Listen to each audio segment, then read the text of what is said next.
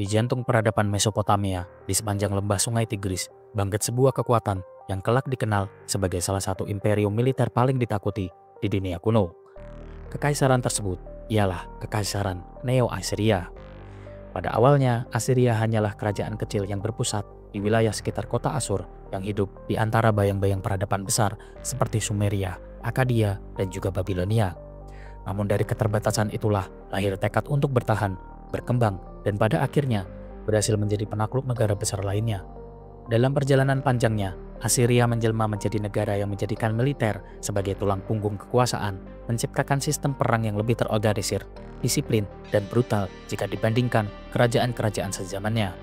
Kekaisaran Assyria juga memperkenalkan konsep tentara permanen, yaitu sebuah pasukan reguler profesional yang menempati pos-pos komando, serta berbagi porsi dalam konteks pertahanan dalam negeri. Mereka adalah bangsa yang menguasai teknologi besi, menjadikan senjata dan peralatan perang lebih tangguh jika dibandingkan perunggu yang digunakan di zaman tersebut. Dari kavaleri yang cepat, infanteri berat, hingga mesin pengepung raksasa, setiap aspek militer mereka dirancang untuk menundukkan musuh tanpa ampun. Dan selain itu, strategi psikologis melalui teror dan kekerasan sistematis membuat nama Assyria bergema sebagai sebuah simbol ketakutan.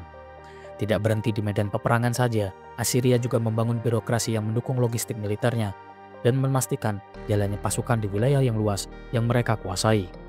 Dari kota-kota yang tunduk hingga kerajaan-kerajaan besar yang runtuh, Assyria menorehkan reputasi sebagai imperium militer pertama yang benar-benar berorientasi pada penaklukan dunia dan lantas meninggalkan jejak mendalam dalam sejarah peradaban umat manusia.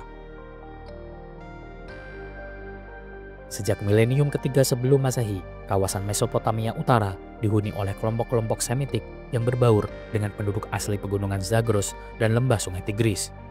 Mereka berbeda dengan orang Sumeria di selatan, namun tetap menyerap banyak pengaruh budaya dan teknologi dari mereka. Lahir dari kota kecil bernama Asur yang kelak menjadi pusat awal kekaisaran Assyria, dan namanya diambil dari dewa pelindung utama mereka, yakni Asur, dewa matahari, dan juga dewa perang. Lingkungan geografis Mesopotamia bagian utara lebih keras jika dibandingkan dengan wilayah selatan. Tanah di wilayah hulu Sungai Tigris memang dikenal sebagai deretan yang subur, akan tetapi curah hujan di wilayah utara tidak menentu, sangat berbeda dengan daerah Sumeria di wilayah selatan yang memiliki sistem irigasi yang lebih mapan. Kondisi ini pun memaksa orang-orang Assyria menjadi seorang pekerja keras, tangguh, dan lantas terbiasa menghadapi alam yang tidak bersahabat. Dan dari sini pula lah lahir karakter bangsa Assyria yang keras, disiplin, dan lantas berorientasi pada kekuatan. Pada masa awal perkembangannya, Assyria bukanlah sebuah entitas besar yang berdiri secara mandiri. Mereka banyak dipengaruhi oleh kerajaan-kerajaan di selatan. Yang pertama, oleh Sumeria yang memberikan warisan sistem tulisan berupa cuneiform, agama, dan konsep pemerintahan kota negara. Dan lantas, yang kedua, oleh Akkadia di bawah Sargon yang Agung yang untuk pertama kalinya menciptakan imperium berskala luas di kawasan Mesopotamia. Di masa kejayaan Akkadia, Assyria termasuk dalam salah satu wilayah yang masuk ke dalam pengaruh kekaisarannya. Dari situlah mereka menyerap pengalaman tentang bagaimana sebuah negara bisa mengendalikan wilayah yang luas melalui serangkaian administrasi dan juga militer. Setelah keruntuhan kekaisaran Akkadia, Assyria pun menjelma menjadi sebuah kerajaan kecil yang bebas memerintah wilayahnya sendiri. Dari pengalaman mereka ketika dikuasai oleh Imperium Akkadia inilah yang menjadi fondasi penting bagi kebangkitan Assyria di masa yang akan datang. Pada awal milenium kedua sebelum Masehi, kota Asur pun berkembang sebagai kota dagang yang makmur.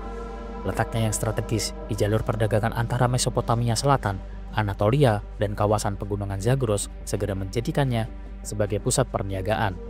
Pedagang-pedagang Assyria pun pada akhirnya mendirikan koloni dagang di wilayah Anatolia, salah satunya di wilayah Kanes, tempat ditemukannya ribuan arsip dagang yang mencatat transaksi, sistem kredit, dan perjanjian antar pedagang. Perdagangan inilah yang membentuk jaringan ekonomi dan lantas memperkenalkan Assyria sebagai entitas penting di kawasan Mesopotamia. Mereka dikenal menjual kain, logam, dan barang-barang mewah lainnya sekaligus mengimpor timah dan perak dari wilayah Anatolia. Dari serangkaian perdagangan inilah, Assyria tidak hanya memperkaya negara mereka saja, namun juga mengasah kemampuan administrasi dan juga logistik yang kelak menjadi ciri khas kekuatan militernya. Pada masa perkembangannya, Assyria mulai berkembang sebagai sebuah kerajaan yang lebih terorganisir pada periode yang disebut sebagai Kerajaan Lama Assyria. Raja pertama yang tercatat dalam sejarah adalah Uspia, yang menurut tradisi mendirikan kuil utama Dewa Asur. Namun, tokoh penting yang menandai awal pertumbuhan mereka adalah Raja Samsi-Adad pertama. Samsid-Adad pertama adalah sosok raja besar pertama Assyria, di mana ia berhasil memperluas wilayahnya ke arah barat dan juga timur, dan lantas menaklukkan kota-kota penting dan juga mendirikan sebuah kerajaan yang cukup luas. Ia pun menata ulang administrasi dengan menempatkan putra-putranya sebagai penguasa lokal di wilayah yang telah ia taklukkan. Namun kerajaan ini masih berbentuk sebuah kerajaan kecil nan rapuh karena setelah kematiannya, Assyria kembali terdesak oleh kekuatan lainnya, terutama Babilonia di bawah Raja Hammurabi. Dan sejak saat itu, Assyria lebih sering berada dalam posisi subordinat dan menjadi sekutu atau bahkan ditaklukkan oleh kerajaan-kerajaan yang lebih kuat di sekitarnya. Selama berabad-abad lamanya, setelah jatuhnya Raja Samsi-Adad pertama, kerajaan Assyria lama berkali-kali jatuh ke dalam dominasi bangsa lain. Pada sekitar abad ke-16 sebelum Masehi, mereka dikuasai oleh Kekaisaran Mitanni, sebuah kerajaan kuat yang berasal dari wilayah Suriah Utara. Meskipun demikian, status ini bukanlah sebuah akhir bagi kerajaan Assyria lama, melainkan sebuah kesempatan bagi Assyria untuk sekali lagi belajar dari kekuatan asing, pasca sebelumnya telah dikuasai oleh Imperium Akkadia. Mereka pun lantas mengadopsi strategi militer, struktur politik, dan teknologi baru dari bangsa Mitanni ini. Di sisi lainnya, mereka juga sedang bersaing dengan Kekaisaran Hittite dari Anatolia dan Mesir di Barat Daya yang pada masa tersebut sedang berada dalam puncak kejayaannya. Wilayah Mesopotamia Utara, termasuk Assyria, menjadi ajang perebutan pengaruh antar kekuatan besar tersebut. Momentum kebangkitan Assyria pun datang pada sekitar abad ke-14 sebelum Masehi. Saat itu, kekuasaan Mitanni melemah akibat tekanan dari Hittite dan juga Mesir. Assyria yang semula berada di bawah bayang-bayang Kekaisaran Mitanni mulai bergerak untuk meraih kembali kemandiriannya. Raja Assur-Ubalid pertama menjadi tokoh kunci dalam kebangkitan ini, di mana ia memproklamasikan kemerdekaan Assyria dari Mitanni dan lantas memperluas wilayahnya ke seluruh wilayah Mesopotamia Utara. Periode ini pun kerap dikenal oleh sejarawan sebagai periode tengah Kekaisaran Assyria.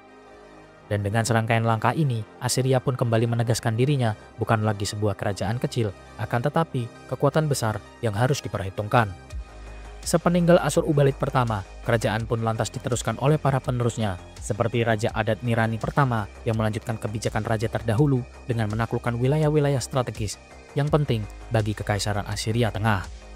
Ia mengembangkan tradisi militer yang semakin kuat, menata ulang birokrasi, serta memperkuat legitimasi kerajaan dengan menekankan kultus Dewa Asur.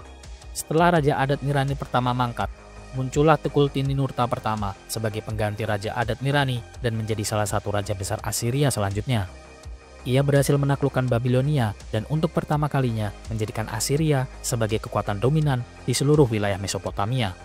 Ia bahkan berhasil mendirikan ibu kota baru bernama Kartukulti-Ninurta sebagai simbol kebesaran kekuasaannya. Meski setelah kematiannya kerajaan ini kembali melemah, periode kerajaan tengah menegaskan bahwa Assyria memiliki potensi besar sebagai calon imperium. Setelah sekitar abad ke-11 sebelum Masehi, kedudukan kerajaan Assyria Tengah pun kembali terpuruk. Serangan bangsa Aram, tekanan dari bangsa nomadik, serta melemahnya otoritas kerajaan membuat kerajaan ini nyaris saja runtuh. Namun berbeda dengan banyak kerajaan lain yang hancur dan menghilang, Assyria justru tetap bertahan. Mereka terus menjaga kota-kota benteng, mempertahankan tradisi militernya, dan terus mengasah kemampuan bertahan di tengah tekanan eksternal. Keuletan ini pun menjadi ciri khas orang-orang Assyria, di mana meskipun berkali-kali jatuh, mereka selalu menemukan cara untuk bangkit kembali. Meski sempat terpuruk karena tekanan eksternal dan juga serangkaian fragmentasi internal, para penguasa berikutnya berhasil mengkonsolidasikan wilayah, memperkuat militer, serta membangun sistem pemerintahan yang lebih terpusat.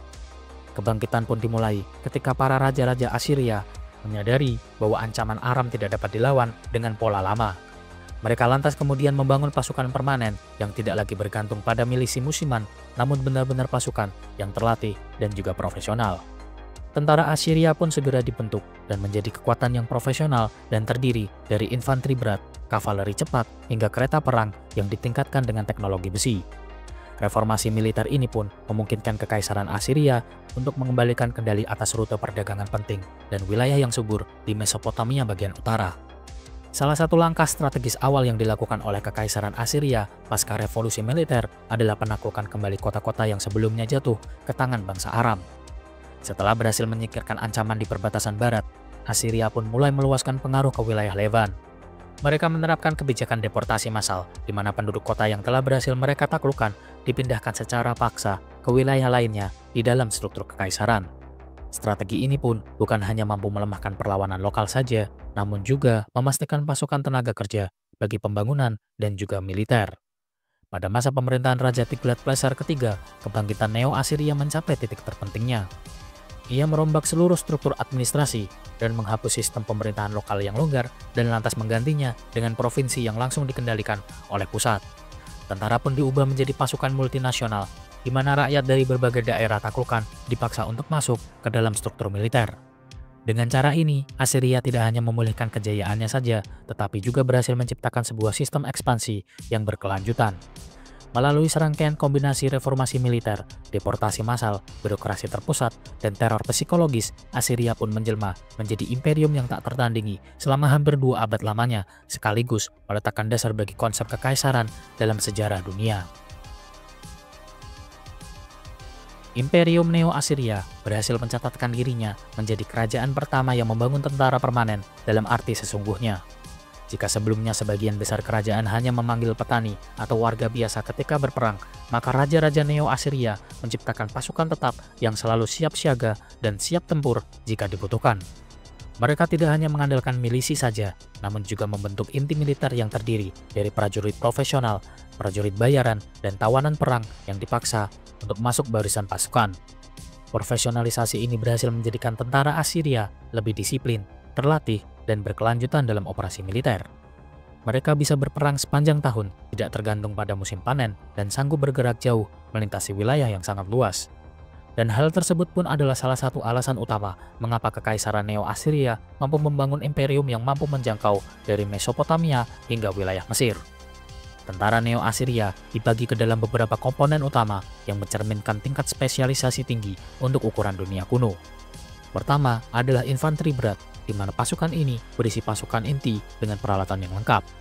Mereka menggunakan perlindungan lengkap yang meliputi helm, baju sirah dari perunggu atau besi, perisai yang besar, dan lantas tombak yang panjang.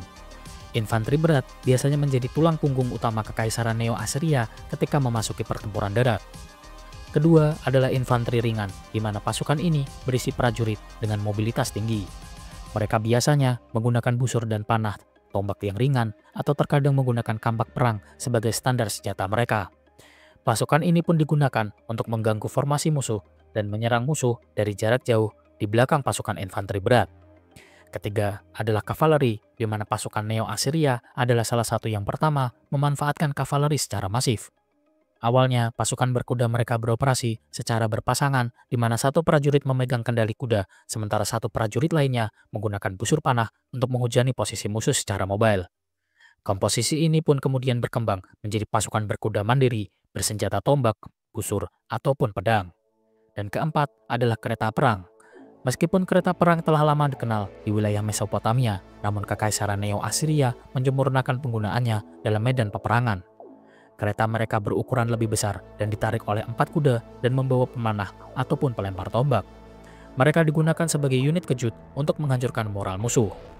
Kelima adalah pasukan pengepung, di mana pasukan kekaisaran Neo-Assyria terkenal dengan unit spesialisasi pengepungan yang dilengkapi dengan menara kayu, alat pendobrak, tangga, dan perlindungan ketika bergerak. Inovasi ini lantas membuat mereka mampu menaklukkan kota-kota bertembok yang sebelumnya nyaris mustahil untuk ditembus. Struktur pasukan ini pun menciptakan kombinasi efektif antara kekuatan frontal, kecepatan manuver, dan kemampuan teknis. Kejayaan militer Neo-Assyria sangat bergantung pada penguasaan teknologi, terutama penggunaan besi. Suatu kelebihan pada masa ketika banyak kerajaan masih mengandalkan perunggu. Neo-Assyria selangkah lebih maju dengan memproduksi senjata dan juga perisai dari besi yang lebih kuat, lebih tahan lama, dan lebih murah untuk diproduksi.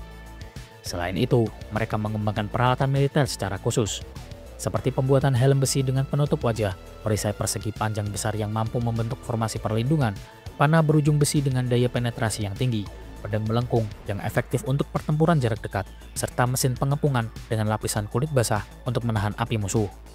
Penguasaan teknologi ini pun memberikan kekaisaran Neo-Assyria keunggulan besar dalam menghadapi pasukan yang masih menggunakan peralatan tradisional. Neo-Assyria tidak hanya kuat dari segi peralatan saja, tetapi juga cerdas dalam strategi militer. Beberapa taktik utama pasukan Neo-Assyria meliputi penggunaan manuver cepat, di mana mereka memanfaatkan kavaleri dan infanteri yang ringan. Mereka mampu bergerak jauh dengan kecepatan tinggi dan lantas mengejutkan musuh sebelum sempat bersiap. Selain itu, penggunaan formasi gabungan di mana mereka mengkombinasikan infanteri berat sebagai barisan terdepan, kavaleri untuk mengepung, dan lantas pasukan pemanah untuk menghujani lawan dengan panah. Ada juga penggunaan strategi pengepungan sistematis di mana pasukan Neo-Assyria menguasai seni pengepungan sebuah kota maupun benteng.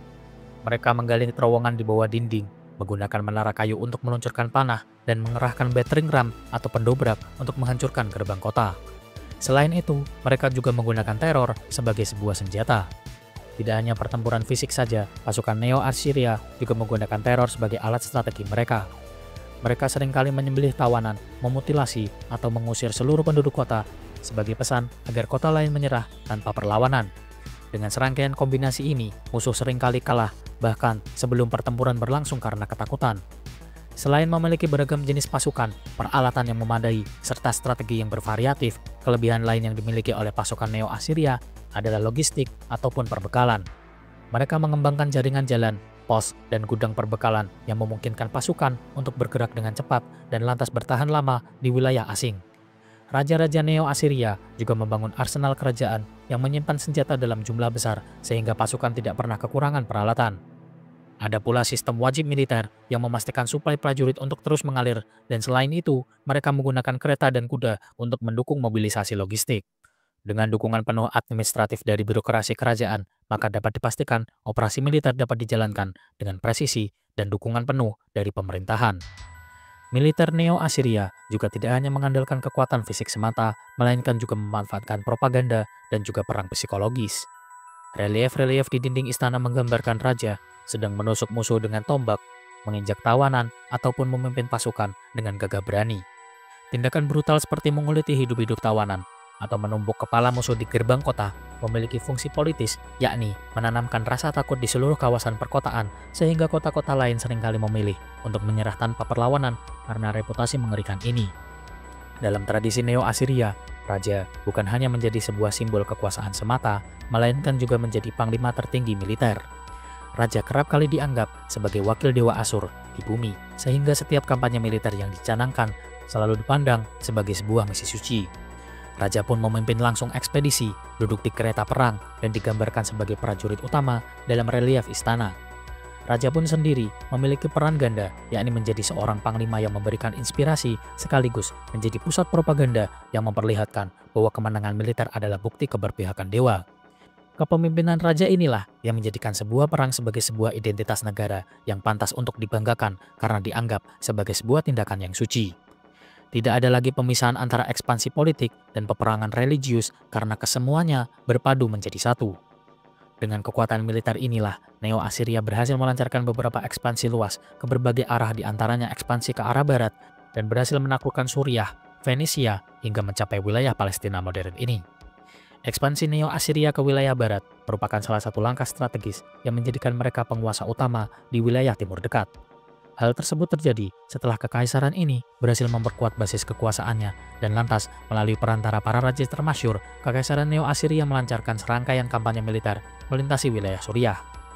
Kota-kota Aram yang sebelumnya sempat merdeka berhasil ditundukkan satu persatu dengan kombinasi serangan frontal, pengepungan, dan serangkaian intimidasi. Kota Hama, Arpad, dan juga Damaskus menjadi target awal ekspansi wilayah Assyria karena kendali atas Suriah berarti menguasai jalur perdagangan internasional yang sangat vital. Dari kota Suriah, ekspansi bergerak ke wilayah Fenisia. Kota-kota pelabuhan seperti Tirus, Sidon, dan Byblos pun dipaksa untuk tunduk. Meskipun mereka memiliki kekayaan dari perdagangan laut, Fenisia tidak mampu melawan kekuatan darat yang masif layaknya kekaisaran Neo-Assyria.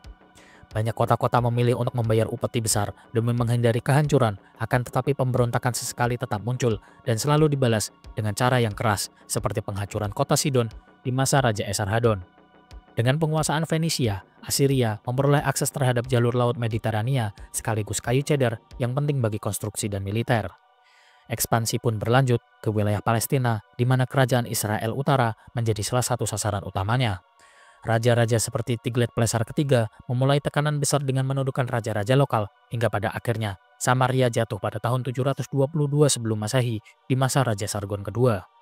Ribuan penduduknya pun lantas dideportasi, dan juga membuka jalan bagi dominasi Assyria atas wilayah tersebut.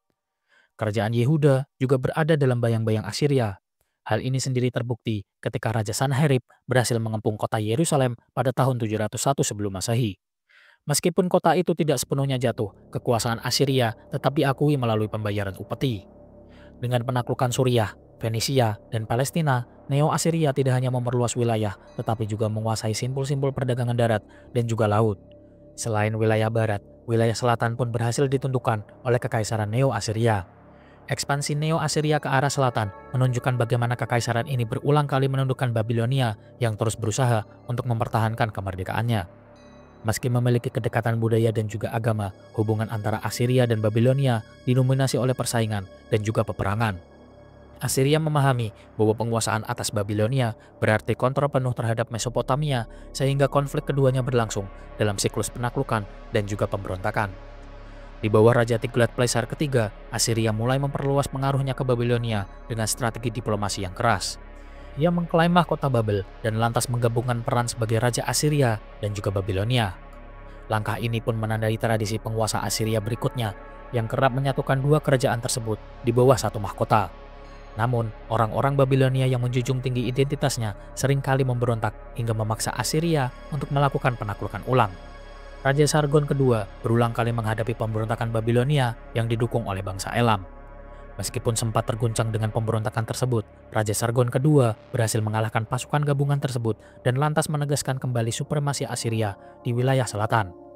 Penerusnya, Raja Sanherib mengambil langkah yang jauh lebih ekstrim, yakni setelah berhasil menumpas rangkaian pemberontakan, ia segera menghancurkan kota Babylon hingga rata dengan tanah pada sekitar tahun 689 sebelum Masehi dan lantas memindahkan patung Dewa Marduk sebagai sebuah simbol penghinaan. Meski efektif menekan pemberontakan, tindakannya memicu kebencian mendalam dari bangsa Babilonia terhadap Assyria.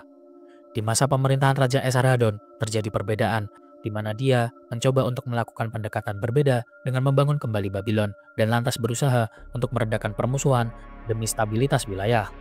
Ia kembali menyatukan diri sebagai Raja Assyria sekaligus Babilonia dan lantas menciptakan periode damai yang berjalan singkat. Namun di bawah Raja Asurbanipal, konflik sekali lagi pecah ketika saudaranya yang diangkat sebagai Raja Babylon memimpin sebuah pemberontakan. Asurbanipal pun terpaksa menghancurkan kota itu sekali lagi dan lantas menegaskan bahwa kontrol Assyria atas Babilonia hanya bisa dipertahankan melalui kekuatan yang brutal. Meskipun berhasil menundukkan Babilonia berulang kali, upaya ini justru menguras energi Assyria dan meninggalkan luka politik yang kelak ikut melemahkan pondasi kekaisaran itu sendiri. Selain ke wilayah barat dan selatan, ekspansi wilayah Neo-Assyria juga mengarah ke arah timur. Ekspansi kekaisaran Neo-Assyria ke arah timur menuju pegunungan Zagros menjadi salah satu strategi vital dalam memperluas kendali atas jalur perdagangan dan juga sumber daya. Setelah berhasil memusatkan kekuatannya di jantung peradaban Mesopotamia, para raja-raja Assyria pun mulai menargetkan kerajaan-kerajaan kecil dan konfederasi suku di wilayah pegunungan seperti Media, Panea, dan negara-negara kecil di sekitar Lurestan. Meskipun daerah ini sulit untuk dijangkau karena kondisi geografis yang keras, Assyria melihatnya sebagai kawasan penting yang kaya akan logam mulia, kuda, dan hasil bumi yang dapat menunjang militer Assyria. Pasukan Neo-Assyria pun dengan infanteri disiplin dan kavaleri yang semakin kuat melancarkan kampanye militer rutin ke wilayah pegunungan Zagros. Kota-kota yang berhasil ditaklukkan ini pun pada akhirnya dijadikan basis garnisun, sementara suku-suku pegunungan dipaksa untuk tunduk melalui perjanjian yang menuntut pembayaran upeti tahunan berupa perak, emas, tembaga, besi, dan juga kuda. Strategi ini tidak selalu berupaya untuk aneksasi penuh, melainkan pembentukan jaringan negara bawahan yang bergantung pada kekuatan militer Assyria. Kebijakan deportasi juga diterapkan pada penaklukan ini, di mana suku-suku yang dianggap berbahaya dipindahkan ke dataran rendah dan lantas digantikan dengan komunitas loyal yang diawasi langsung oleh kekaisaran. Hal ini pun membuat kerajaan-kerajaan kecil di wilayah Zagros tetap terikat oleh kekaisaran Neo-Assyria sehingga sulit untuk melancarkan pemberontakan besar.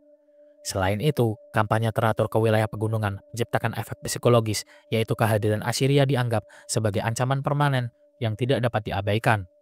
Dengan menaklukkan dan menundukkan kerajaan-kerajaan Zagros, Assyria tidak hanya menguasai sumber daya strategis, namun juga memperkuat posisinya sebagai kekuatan hegemonik di wilayah Asia Barat.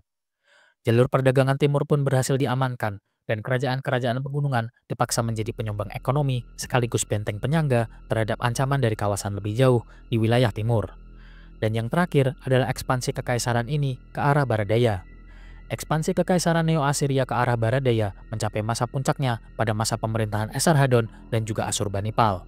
Setelah berhasil menundukkan kerajaan-kerajaan Levan dan memperkuat kendali atas jalur perdagangan penting, Kekaisaran Assyria mengalihkan perhatian ke wilayah Mesir, wilayah yang selama berabad-abad dianggap sebagai pusat kekayaan dan juga budaya. Raja Esarhaddon memimpin invasi besar ke wilayah Mesir pada sekitar tahun 675 sebelum Masehi, namun serangan pertamanya sempat dipukul mundur oleh Firaun Takharqa dari dinasti Kush. Tidak menyerah, ia lantas mempersiapkan ekspedisi lebih besar dengan pasukan reguler dan kontingen dari bangsa-bangsa taklukannya. Pada tahun 671 sebelum Masehi, Raja Esarhaddon berhasil menembus Delta Nil, menaklukkan Memphis, dan memaksa Takharqa untuk melarikan diri ke Nubia. Kemenangan ini pun menjadikan Kekaisaran Assyria sebagai kekuatan asing pertama yang mampu menguasai Mesir secara penuh. Raja Esarhaddon kemudian mengangkat pejabat-pejabat setempat sebagai gubernur sambil menempatkan garnison Assyria dan menciptakan sistem kontrol yang relatif stabil. Namun, perlawanan tidak pernah padam di mana setelah kematian Raja Esarhaddon, Takharqa kembali mencoba merebut Mesir meskipun Raja Asurbanipal, putra dari Esarhaddon, segera melancarkan ekspedisi lanjutan. Asurbanipal berhasil menaklukkan kembali wilayah yang memberontak, bahkan menghukum keras kota-kota yang mendukung Kush. Ketika putra Takharqa, yakni Tanutamun, mencoba bangkit untuk berkuasa, Asurbanipal kembali menyerbu Mesir pada sekitar tahun 664 sebelum Masehi dan lantas merebut Thebes, pusat religius Mesir, dan menjarahnya secara brutal. Penaklukan ini pun menjadi simbol supremasi Assyria, sekaligus memperlihatkan kekuatan logistik mereka yang mampu menaklukkan wilayah jauh dari pusat kekuasaannya. Dengan keberhasilan menguasai Mesir, Neo-Assyria mencapai puncak ekspansinya. Jalur perdagangan internasional dari Levan hingga lembah Sungai Nil berada di bawah kontrolnya dan menjadikan kekaisaran ini bukan hanya sebuah dominan di wilayah Mesopotamia, tetapi juga sebagai kekuatan imperial yang menjangkau jantung Afrika Utara. Ekspansi ini pun bukan sekedar penguasaan wilayah, melainkan penciptaan imperium militer terbesar di dunia kuno pada masanya. Kekuatan militer Neo-Assyria identik dengan kekejaman. Mereka menggunakan kekuatan tanpa belas kasihan dan menjadikan perang sebagai industri negara. Keunggulan militer inilah yang menjadikan Neo-Assyria diakui sebagai imperium militer pertama yang benar-benar sistematis dalam sejarah dunia, sebuah kekuatan yang mengubah wajah Timur Dekat selama berabad-abad lamanya. Periode kemunduran Neo-Assyria dimulai ketika kerajaan yang tampak tak tergoyahkan itu mulai terkikis oleh kelelahan internal, tekanan eksternal, serta beban dari sistem militer dan politik yang sebelumnya menjadi kekuatannya. Kemenangan besar yang mereka raih justru menimbulkan persoalan serius di mana wilayah yang terlalu luas untuk dikendalikan, biaya militer yang sangat tinggi, serta meningkatnya kebencian di antara bangsa-bangsa taklukannya. Setelah masa Raja Asurbanipal, raja terakhir yang mampu menjaga stabilitas besar, situasi pun berubah drastis. Asurbanipal meninggal pada sekitar tahun 627 sebelum Masehi dan lantas menimbulkan perebutan tahta yang panjang di antara para penerusnya. Perselisihan internal ini segera menggerus fondasi kekuasaan dan tanpa kepemimpinan kuat, struktur politik yang selama ini bergantung pada figur sentral menjadi rapuh.